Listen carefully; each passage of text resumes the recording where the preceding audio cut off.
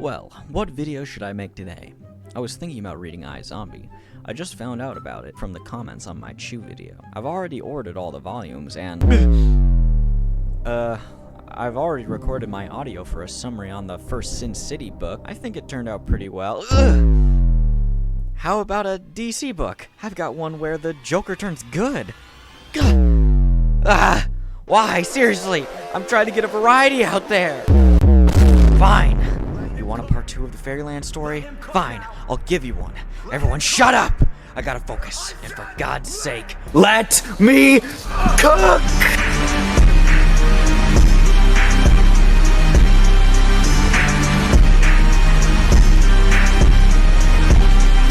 Alright, welcome back to I Hate Fairyland. If you're new here, this is Gertrude. She was isekai'd into Fairyland when she was 6, and got stuck there for nearly 40 years, while her body didn't age a single day. Kinda sus, right? Reminds me of that Batman villain. You know the one. At the end of the last series, she finally escaped, but now she realizes that the real world kinda sucks. Honestly, Fairyland was probably better for Gertrude. I mean, at least there, she had something she was good at. Mass genocide. When she got back home, she transformed into her actual age.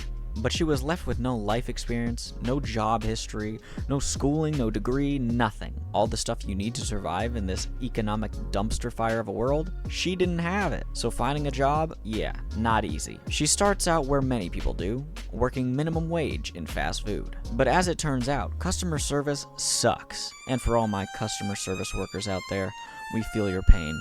Just kidding, I don't care. I'm one of those annoying people you have to deal with.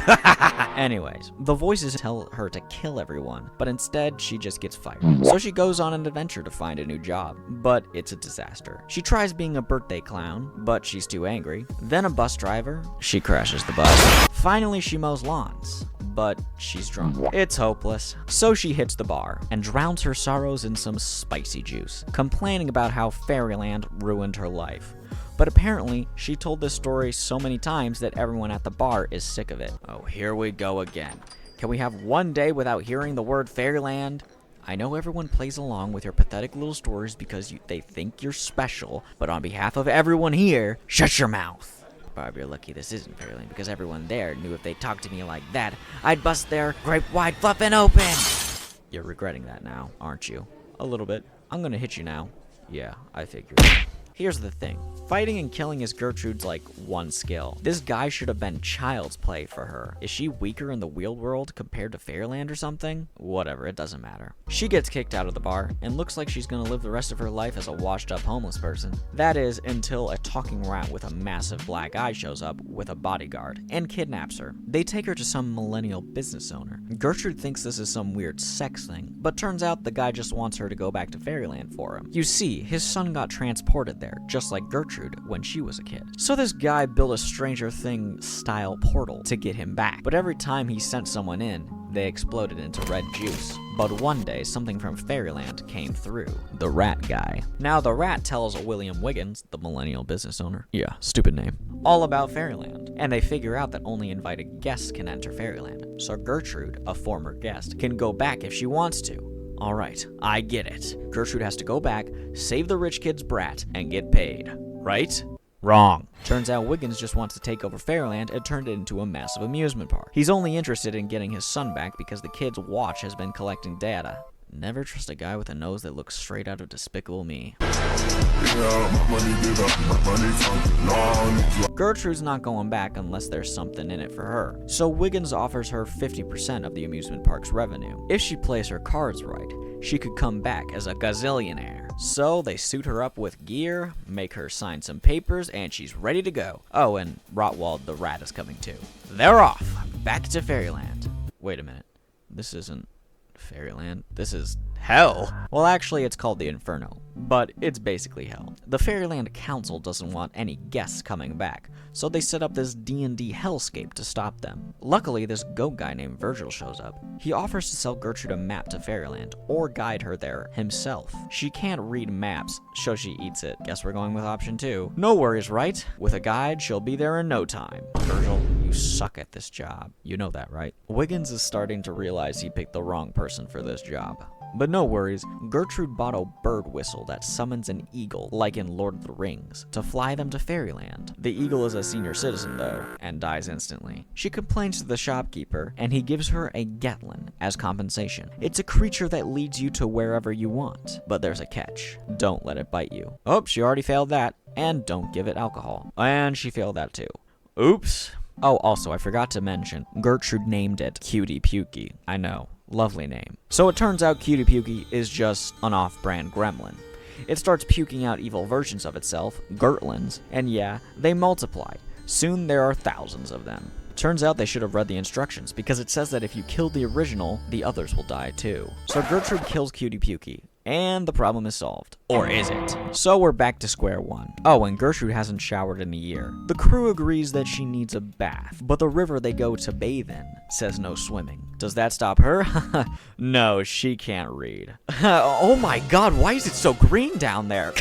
God, my eyes! Oh, thank God for censoring. Yeah, I didn't censor that. That's how it looks in the actual book. Even the artist was too afraid to show his own creation. But anyways, it's all over now because she gets eaten by a massive sea monster. She tries her best to climb out of the monster's stomach, but it's no use. I guess she just lives here now. She makes a little house, figures out how to make food, and wait, who is that?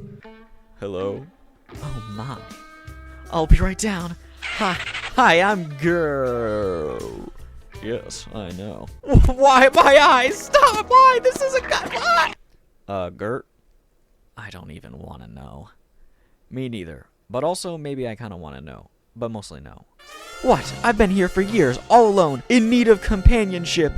Years? You've barely been gone a full afternoon. Turns out the sea monster died because of filth, and she did all that NSFW stuff for nothing. Later, a fairy turns her weird flesh doll into a real boy, and God, why? Literally, there's no reason for this. So why? Look how massive that thing. Anyways, so this next issue barely has any speech bubbles, so I'm just gonna let the music play.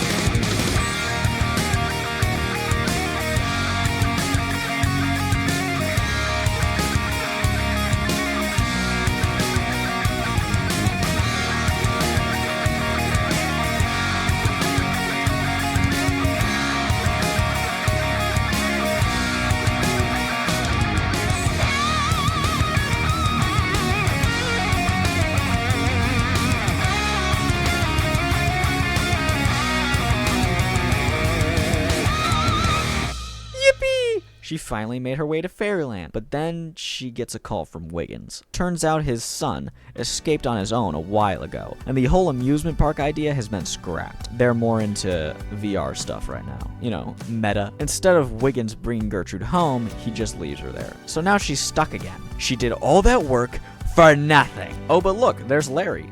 That's cool, I guess. Turns out Larry is still doing his job as the guide of Fairyland, helping kids on their journey to find the key out. He's helping this boy named Thomas, who just so happened to have been bitten by a werewolf poodle? Okay, that just looks stupid. But it's all good. Gertrude kills another werewolf and feeds his heart to Thomas, which somehow cures him. Anyway, after that inconvenience, here's the new plan. Gertrude's going to hitch a ride back home with Thomas once they find the key. Sounds like a solid plan. What could possibly go wrong? I spoke too soon. This is King Claudius, Queen Claudia's older brother. Since Claudia came back to life in the last series and destroyed everything, he's taken control. Confused? Then you didn't read the last series, did you?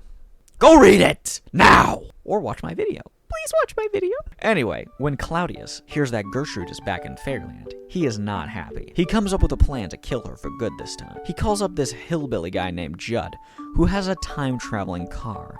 Judd is tasked with going to different timelines and bringing the Gertrudes of those timelines back to the present. And hey look, it's the OG Gertrude from the first series. That's kinda cool, I guess. They all gather with King Claudius, where he explains that if they kill the original Gertrude for him, you know, the hot one, she's legal now, I can say that! He'll send them back to the real world in return. Meanwhile, Larry, Gert, and Thomas find the key and make their way to the exit door. But just then, the Gertrude doppelgangers show up. Oh, hold on. Not gonna lie, the queen version of Gertrude is kind of a baddie. Oh shoot, I'm getting distracted again.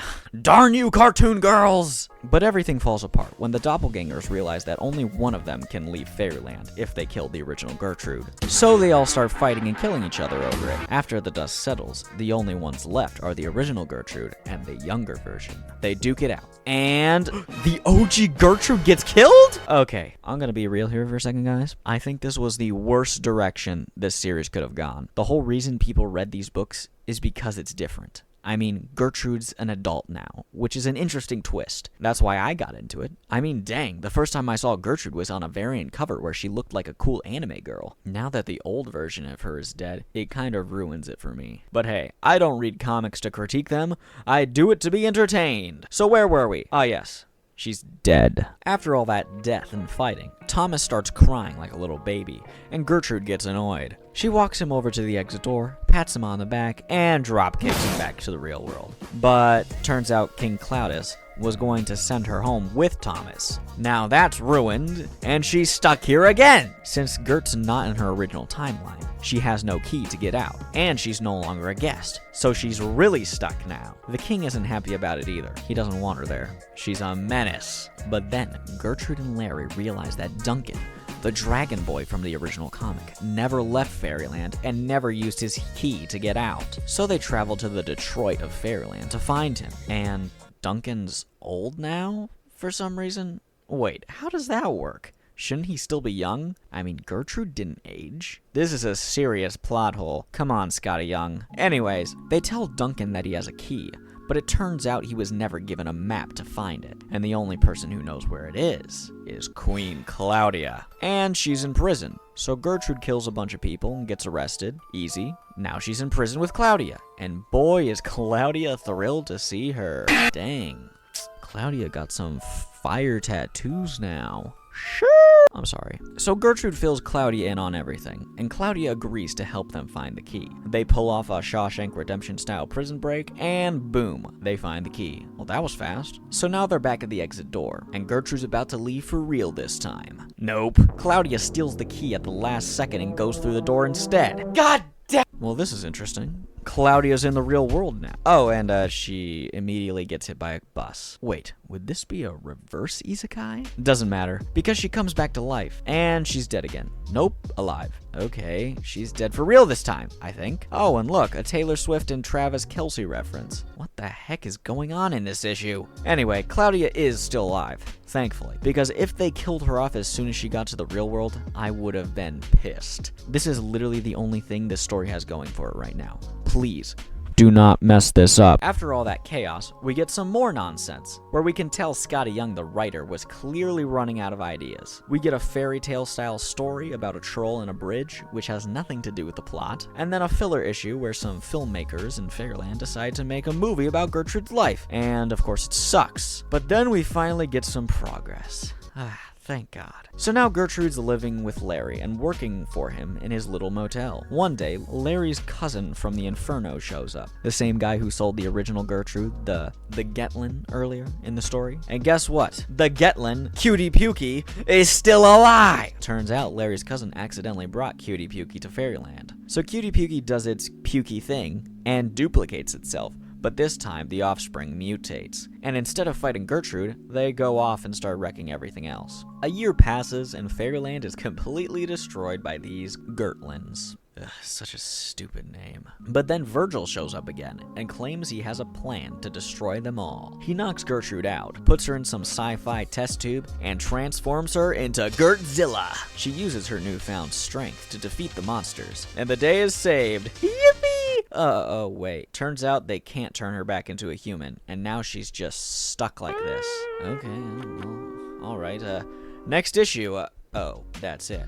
Turns out the next issue drops in October, kicking off a 5-part endgame story. Man, I really hope these last issues are good, because honestly, the story kind of fell off when they killed the original Gertrude. So don't expect another I Hate Fairyland video until the last 5 issues are out, okay? You have no idea how many comments I've got asking for another Fairyland video. I swear, within the first 5 minutes of me posting my last video, someone asked for more Fairyland content. You guys do realize Scotty Young has other stuff besides Fairyland, right? His writing in Middle West is seriously amazing. Maybe I'll summarize that series one day. Anyway, I hope you enjoyed this video. If you did, consider subscribing, and don't forget to leave a comment with suggestions on what I can summarize next. And I will see you next time. Bye-bye!